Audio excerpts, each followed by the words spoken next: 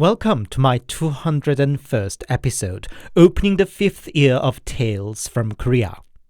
We are still kind of middle of the summer season, so why not open the 5th season with the scary things happened on summer holidays? By the way, this is not the first time I'm taking up the theme, so in case you missed my previous summer specials, I'll leave the links in the description. While in the US, the high season for the scary and spooky is around Halloween, in Korea, it is summertime. People perceive the chill from scary story quite literally and consider it helps to get over the humid heat of Korean summer. No wonder there's a lot more scary stories about summertime and summer holiday than about winter. So, join me today, the little journey to the rocky beach, a valley upstream, or a winding road in the mountain, and see what lurks there. Here are 4 allegedly true stories about scary things happened during summer holidays. As always, handpicked, translated, and narrated by host, Anthony.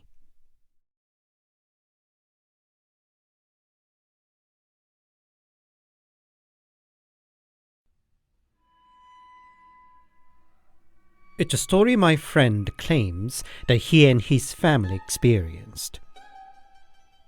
When he was 16, his family planned a family summer holiday. It was a particularly rainy summer, and the day of travel was no exception. But it was a big plan including uncle, aunt, and cousins, for which they rented a 15-seat minivan, so they started anyway despite the weather. But the heaven was not on their side. Rain got more and more intense, and on the radio they reported the riverbank of Han River was all flooded too. In the end, they decided it was the best to cancel the plan and turn back. Friend's uncle, who was behind the wheel, feared the motorway along the river might get blocked for flooding, so he chose another route through higher mountainous terrain. The sun started setting, and the road through the mountain was hazy with mist, as in a horror film. Maybe it was a mistake to take the unfamiliar route through the mountain. The uncle seemed to struggle to find a way, and the car was driving along the seemingly endless winding road. Then, they saw somebody running towards from the other end of the road. 2 women in white. Through the window that was opened ajar, their giggling laughter sipped in. So weird. But the uncle, who must have been desperate by then, stopped the car and asked the women for the direction. The women were surprisingly kind and gave a very detailed direction, and didn't even forget to add, "The way's rough. Drive carefully." So, Uncle followed the direction given by the women. Where they ended up after a good 1-hour drive was a public cemetery. Everybody in the car was baffled with the situation. Uncle swore quietly under his breath and turned the car round. And in the headlight were 2 women, the same women whom they ran into earlier. "We realized we gave you wrong direction and came to tell you the correct one." "But how? They drove for an hour?" "Are you kidding me?" Uncle responded angrily. But once again, the women were very polite, apologized profusely, and gave a new direction. They drove another hour and ended up by the same cemetery. Young cousins cried terrified, and the faces of the adults visibly stiffened too. Just then, somebody knocked on the window. The same 2 women were there with a weird smirk on their faces. Uncle must have had it enough finally, and hurriedly backed and drove away. But the giggle of the women echoed around them for a long time. It took a few hours till they could finally find a way out of the mountain. They did come back home safely, but it left them so traumatized that they haven't taken a summer holiday away to this day.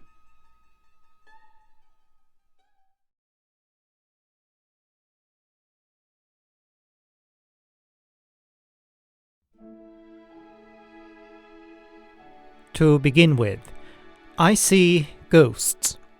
I'm not a shaman or anything, but it's just a gift I was born with. But this story is about my friend. I'll call him Chung for the sake of the story. We first met in middle school. He was no model student, a bit slow and looked somewhat prematurely older than his age. We were not that close friends until 100 days before the entrance test for high school. It was a sort of custom among kids at the time to share some alcohol on 100 days to the test. And Chung, drunk on a few sips of beer, opened up and talked about his anxiety about the upcoming test. He was trying hard belatedly, but he could never improve his score now. What would he do if he failed? His confession ended up with a few drops of tears, and I took sympathy for him. Believe it or not, I was pretty hard working in middle school. From the following day on, I made sure Chung sat next to me during class and helped him to catch up. It was too late for the subject like maths that really required to build up from the basics, so I made him focus on subjects like English and Korean. The result was, his score from the entrance test soared by 40 points. It was enough to enter a decent high school, but he decided he was no academic type and instead chose a reputable vocational school and started his career earlier than most others. He's a dedicated friend to me ever since for that 3 months of help I gave him in the middle school.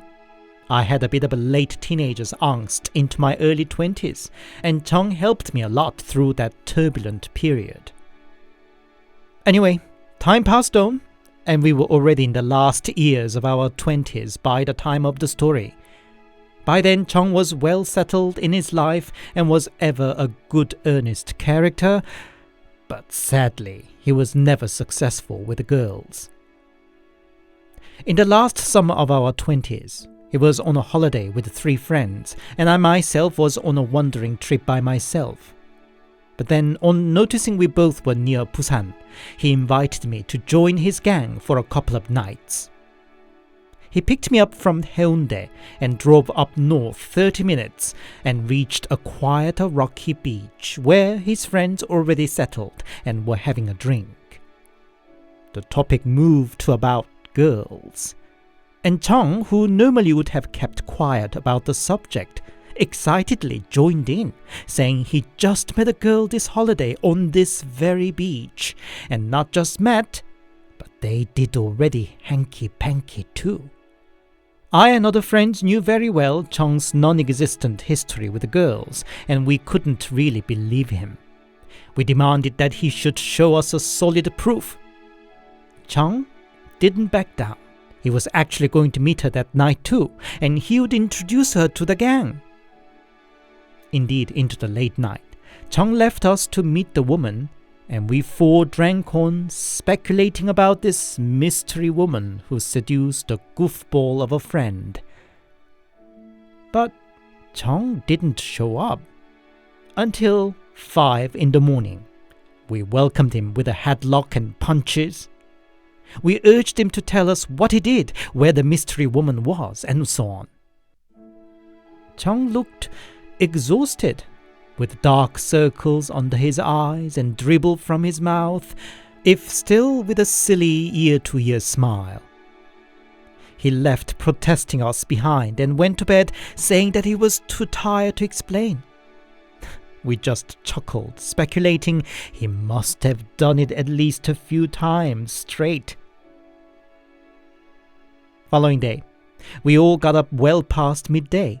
and over a ramen and a shot of chaser, Chong told us the whole story about his holiday liaison. The first night he and his friends arrived there, he went out for a walk by himself. The sight of young lovebirds dotted here and there on the beach kind of made him feel lonelier, and he climbed up a rather large rock on the beach to find a spot to be alone. On the top of the rock, he found a rather cozy, depressed area where 3-4 people could sit on and settle down. And from there, he saw a woman sitting on another rock underneath. In black dress, her expression looking out to the sea had somewhat sad, even tragic aura. Chong didn't have guts to chat her up, but couldn't take his eyes off of her in any case. And then their eyes met. The woman's face brightened up with a shy smile and lifted her arms towards Chong, signaling him to pull her up onto his rock.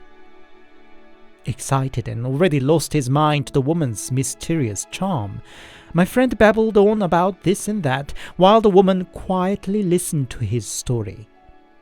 The only thing she said at the end was, "Can I have some drink too?" pointing Chong's bottle. Soon the mood warmed up, or should I say sticky, and my friend and the woman ended up having sex right there and then. Before they parted, Chong asked her if they could meet again the following night, and the woman's reply was just a smile. Came the next night, and Chong waited at the same spot. After 3 hours in vain, he almost gave up, but he was already too smitten by her to turn back.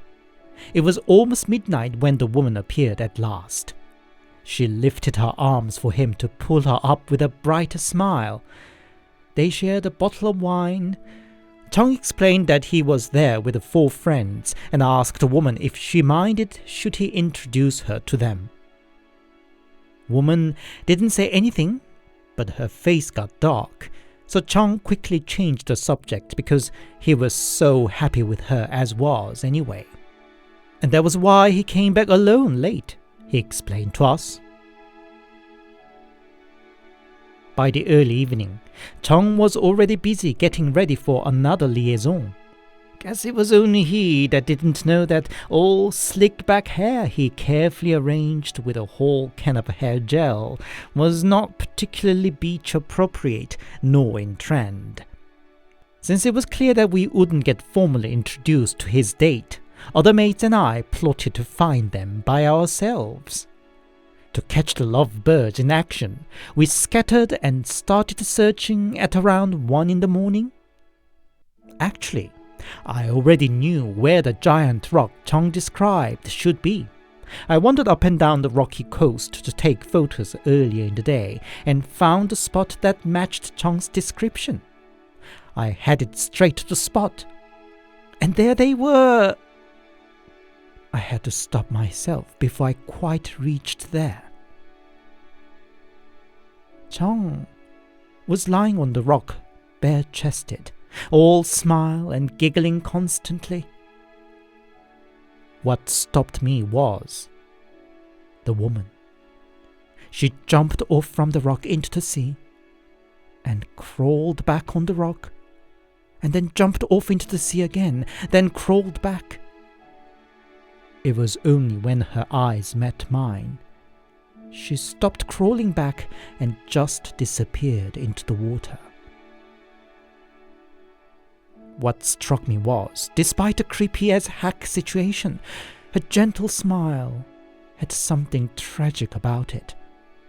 I didn't feel the need to step in to rescue Chong because I didn't see a trace of malice in her expression. Humans are much more cunning. We can hide our real intention when we have to. Ghosts don't play that kind of game.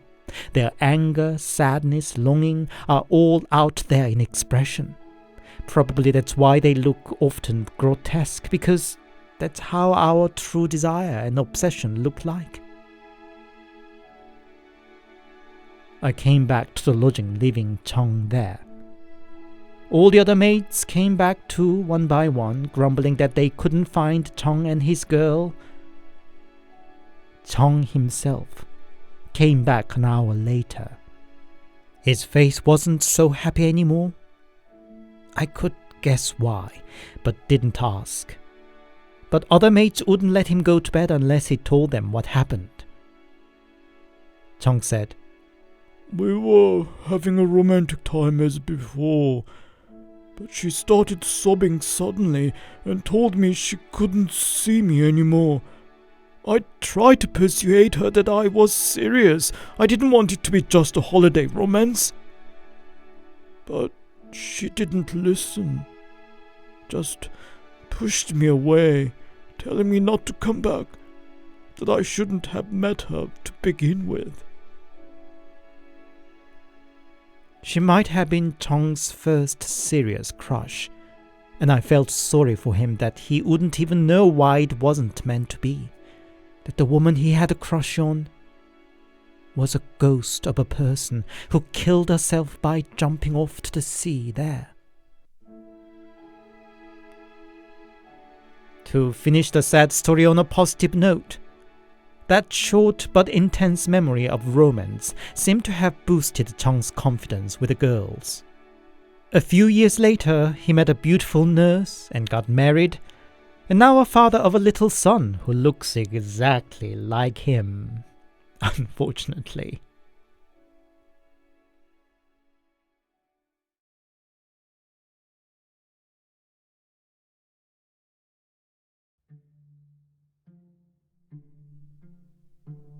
Last summer, I and 5 friends planned a 4-day-long summer getaway to the sea.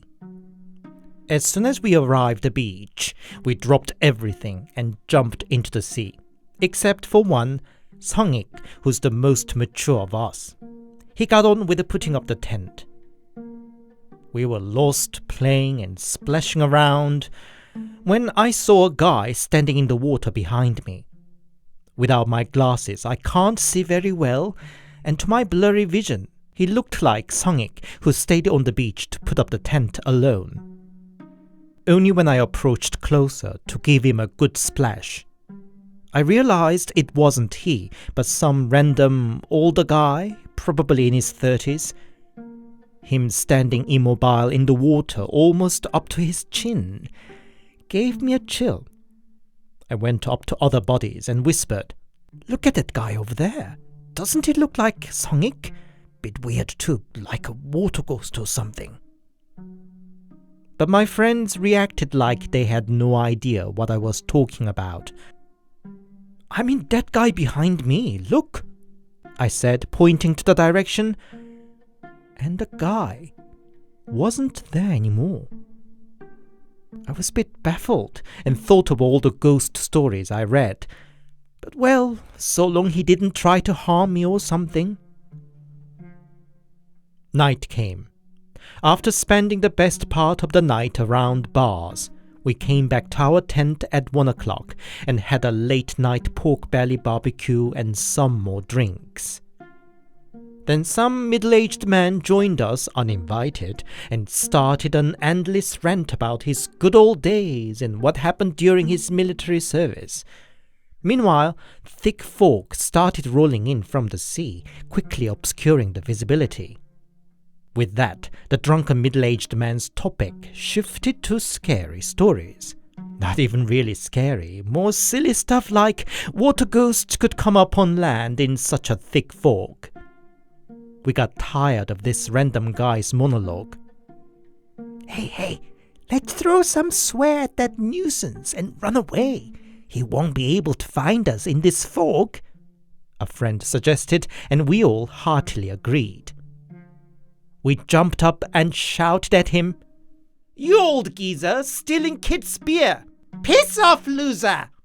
"Yeah, piss off, old fart!" The man reacted with, "You rascals!" and threw his bottle at us. We ran, but my God, this pot-bellied old geezer ran actually fast. Soon we scattered in all directions. Then I saw back of Sungik running ahead of me. "Oi, Sungik, wait for me!" I said, and followed him. Then somebody snatched my arm and pulled back hard. I panicked because I thought he was the man. I floundered and shouted, "Ow, let go, let go!" But soon realized it was none other than Sungik. But I was following him behind just now. Are you mad? Sungik said. I just saw you alone shouting something, taking a different turn from other boys, and I followed you. Don't you see where you are? Only then I looked around and found myself in the sea, already up to my thigh deep, and I didn't even realize it, as if I was blinded and lured by something. As soon as we came back out on the beach, the fog rolled back and dissipated away as quickly as it started. Maybe it's just my imagination, but it felt like whatever force that tried to lure me realized it had failed and retreated.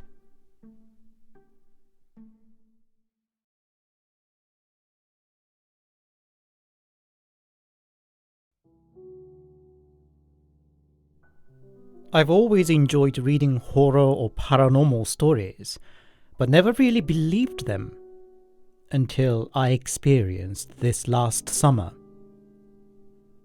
I just turned 20 and organized a little trip with friends to a valley of stream in Gangwon province, as one of them suggested. On the trail in the mountain to the valley, we ran into a little shrine. It was built like a little pavilion without walls, probably a place for locals to pray. For some reason, it was messy inside, though. Candles and ritual vessels were strewn about, and a painting of, perhaps the god of the mountain, was too on the floor. There was even a sizable rock blocking the way. It looked like somebody intentionally vandalized it. None of us was a serious believer of shamanism or folk religion, but we somehow spontaneously decided to clean things up. It took all 4 of us to remove the rock, but otherwise it wasn't a big job to put things back where they should be. We even opened a bottle we brought with us and offered a drink to, well, whoever should be the local deity. Anyway, soon we found a suitable spot to camp by the valley of stream, and in no time we were in the water, splashing to each other like little boys. Then suddenly a friend got alerted and lowered his body into the water up to his neck. We turned around to look what he was staring at. And there on the bridge over the valley was a white-haired old lady looking down on us. We were playing in our undies, and the friend who first found the old lady was actually skinny dipping. We saw nobody around dipping the mountain, so we didn't really care. Where's she from? Why, she keeps staring us. We grumbled among ourselves for having our carefree atmosphere disturbed. I guess the granny noticed us having noticed her. She started moving down towards through the rough steps and down the slope. Her steps seemed slow and the way down was rough, but she came down surprisingly quickly. I went out to the shore and asked, "Is everything all right, ma'am? Are we disturbing you?" No. You boys playing here just reminded me of my grandson," old lady said. Well, she must be just a local granny whose grandson lived away in a bigger town. But she carried on saying, "You boys seem to having too much fun to listen to what an old thing like me should say. But I should still tell you. It is a leap month, and tonight is the 12th full moon. The holy creature gets active, and other wild animals also rougher on such a night." She was basically telling us to keep quiet and stay in the tent at night. I didn't fully understand what she meant, nor really believed her, but got curious enough to ask, "What do you mean by the holy creature? "What is it?" "A grey wolf," she said. "Just ignore even if you hear something tonight. Ignore if you see something. Just pretend you didn't hear and see it. Don't scream and don't look into its eyes either."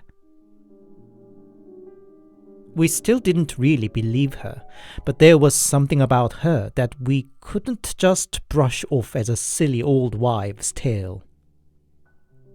Anyway, we still enjoyed ourselves, and into the evening we enjoyed barbecue and drinks. But by 9 o'clock the drinks were out already. We couldn't call it a day there yet, of course.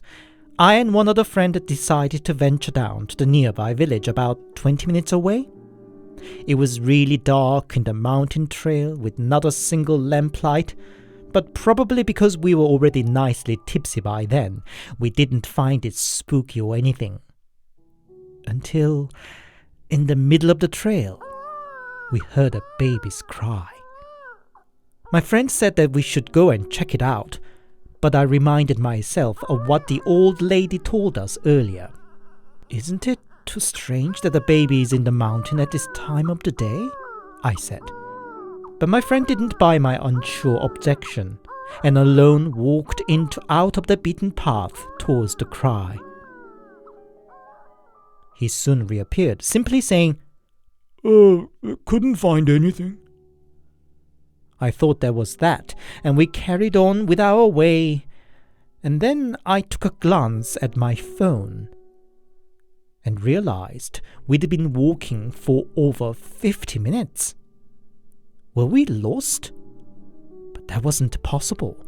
It was an unfamiliar place, all right, but as I noticed on the way up, the trail was pretty straightforward and couldn't take longer than 20 minutes to the village, even by a leisurely pace. All my pleasantly drunken man's easy attitude evaporated at once. I don't know if my friend too noticed what was going on or not, but it was then when he said, "Actually, when I went to find where the baby's crying was from, I think I saw something like flashing lights of eyes. Perhaps a wild beast. That's why I turned around and came back." Neither of us knew what to do and just stood there.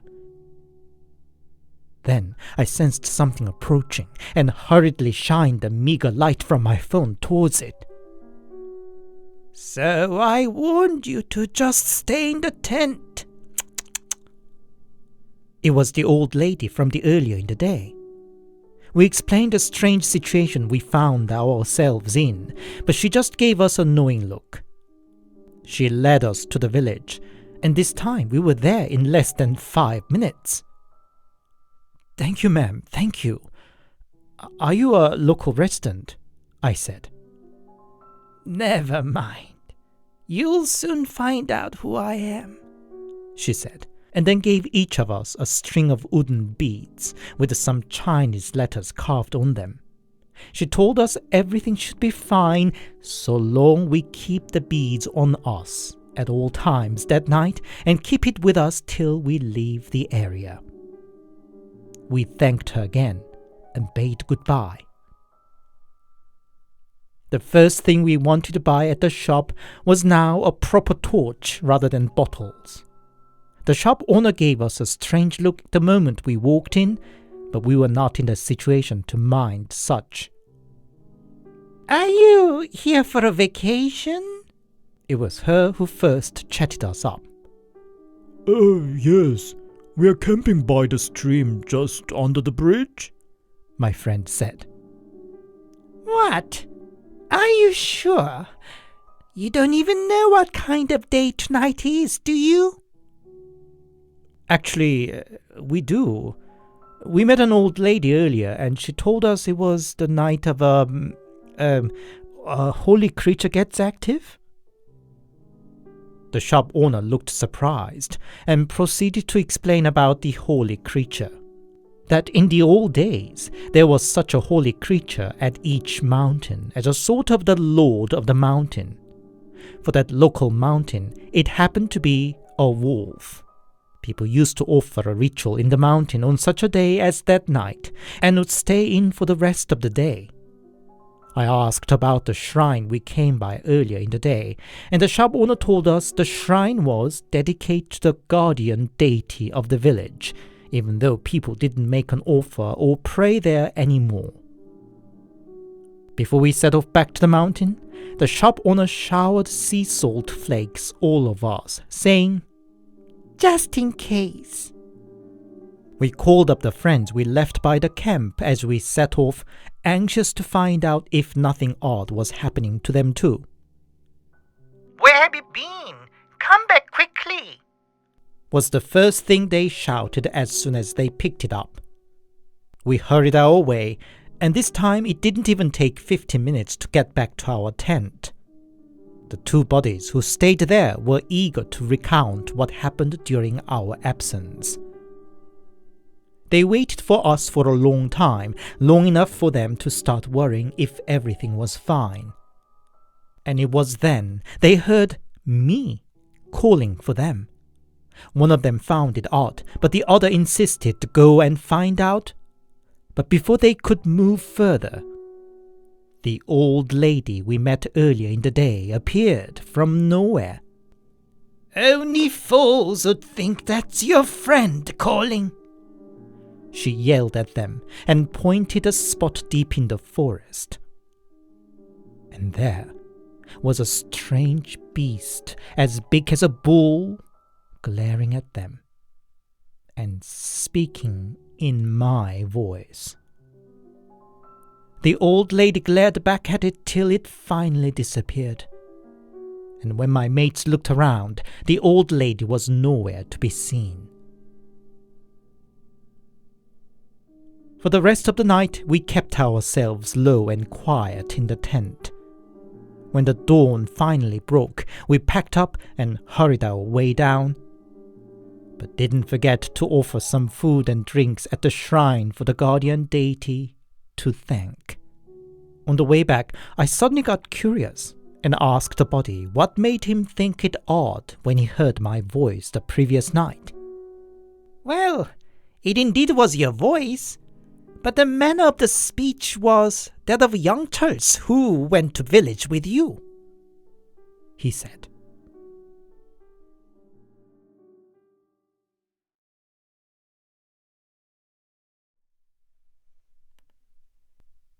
Hi, it's Anthony here, and thank you very much for listening. I hope you enjoyed today's stories. Did you make your summer holiday yet? I've been just staying home quietly. I'm not much of a summer person. Most of the times I just try to stay cool as much as possible with the curtains withdrawn. Or maybe I read too many horror stories to venture out carefreely into dark valleys or for a dip in the lake. If you enjoyed my work, please give it a like and a comment, and please consider subscribing to my channel if you haven't yet. Whether you are specifically interested in Korea or just want some spooky bedtime stories, my channel brings you fresh material straight from Korean web communities. If you'd support me more directly, I also have a Buy Me a Coffee account, or there's Super Thanks option here on YouTube too. For my tiny channel, every little support means a lot. Thank you. Until next Sunday, stay safe and take care.